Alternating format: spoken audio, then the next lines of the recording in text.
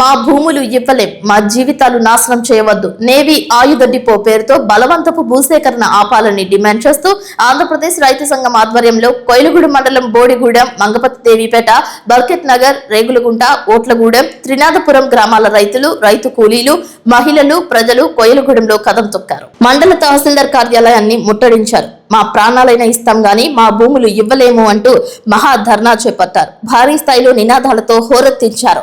తహసీల్దార్ కార్యాలయం నుండి main centre వరకు ర్యాలీ నిర్వహించి తాడేపల్లిగూడెం రోడ్డు వద్ద కొద్దిసేపు రాస్తారోకో చేశారు. కొయిలగూడెం మండలంలో నేవీ ఆయుధ డిపో నిర్మాణానికి వ్యతిరేకంగా గురువారం రైతులు భారీ నిరసన చేశారు.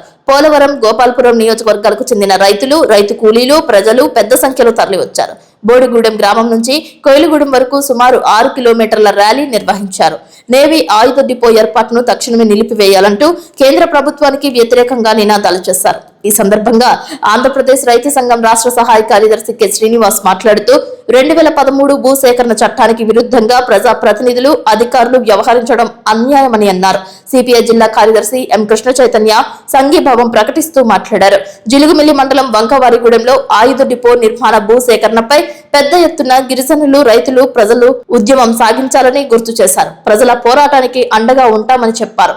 బాధిత రైతులు చలసాని కిషోర్, ఆతుకూరి వీర్రాజు, మంగపతి దేవిపేట సర్పంచ్ సుబ్రహ్మణ్యం, సుగ్గనబోయిన ఏడుకొండలు, జక్కుల పెద్ద వెంకన్న, ఆవురి గంగరాజు, కానూరి శ్రీను, మెంతి సీతారాములు, రేగులగుంట సర్పంచ్ ఎల్లా శ్రీరామ్మూర్తి, గున్నూరి డాక్టరమ్మ, నిమ్మగడ్డ సత్యనారాయణ మాట్లాడుతూ 90% మంది రైతులు భూసేకరణ అంగీకరించారని, ఏలూరు ఎంపీ ప్రచారం చేస్తున్నారని, మేము ఎక్కడ అంగీకరించామో చెప్పాలని డిమాండ్ చేశారు. గ్రామ సభ నిర్వహించకుండా మా ఆమోదం లేకుండా ఎంపీ ఏ విధంగా చెబుతారని ప్రశ్నించారు.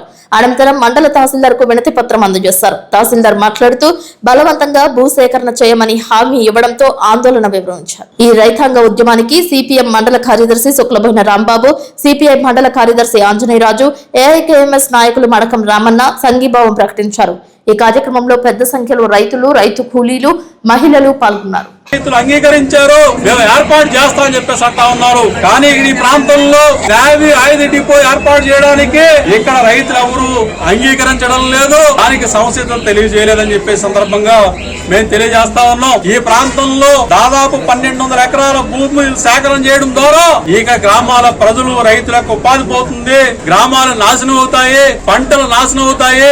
ఈ ప్రాంతంలో వర్జీనియా పొగాకు గాని, అలాగే మొక్కజొన్న గాని, అలాగే ఆయిల్ ఫామ్ గాని, ఇతర అనేక ఉద్యాన పంటలు, వ్యాపార పంటలు, ఆహార పంటలు పండే ప్రాంతాన్ని నాశనం చేసి నేవీ ఆయుధ డిపో ఏర్పాటు చేయడం అంటే ఇంతకంటే దుర్మార్గం అని చెప్పేసి అడుగుతా ఉన్నాం. ప్రజలు అంగీకరించకుండా, ప్రజలు ఆమోదం తెలియజేయకుండా మీరు ఆయుధ డిపోని ఏర్పాటు చేస్తాము, అవసరమైతే రైతుల్ని జైల్లో పెట్టారు సరే ఏర్పాటు చేస్తామని చెప్పేసి చెప్పడం అంటే దీన్ని తీవ్రంగా మేము ఖండిస్తా ఉన్నాం, తీవ్రంగా వ్యతిరేకిస్తా ఉన్నాం. ఇక్కడ రైతులెవరు కూడా నేవీ ఆయుధ డిపోకి మా భూములు ఇవ్వడం సాధ్యం కాదు, మేము భూములు ఇవ్వలేము, మా జీవితాలు నాశనం చేయవద్దని చెప్పేసి ముక్త కంఠంతో చెప్తా ఉన్నారు.